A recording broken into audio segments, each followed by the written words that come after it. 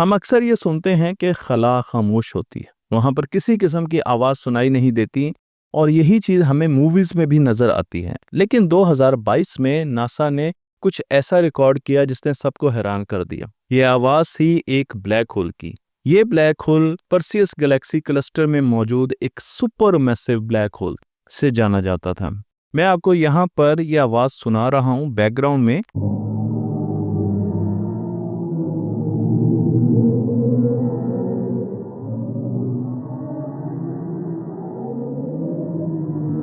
इस आवाज को इस ब्लैक होल ने 225 मिलियन साल पहले एक प्रेशर वेव की फॉर्म में जनरेट किया। आज भी ये आवाज हमारी कायनात में मौजूद है और इसे हम सुन सकते हैं। साइंसदानों ने इसे सोनिफिकेशन की टेक्नोलॉजी का इस्तेमाल करते हुए सुना। ये आवाज ऐसी है जैसे कोई खलाई मखलूक धीमी आवाज में हमसे बात कर रही है या कराह रही है। ये हमें बताता है कि खला में अगरचा हवा मुमकिन नहीं है, लेकिन गैस की मौजूदगी की वजह से साउंड लाइक वाइब्रेशन अभी भी मौजूद होती हैं। यानी ब्लैक होल सिर्फ कशिश शकल नहीं रखते, बल्कि वो खामोशी में चीखते चिंगाड़ते भी हैं।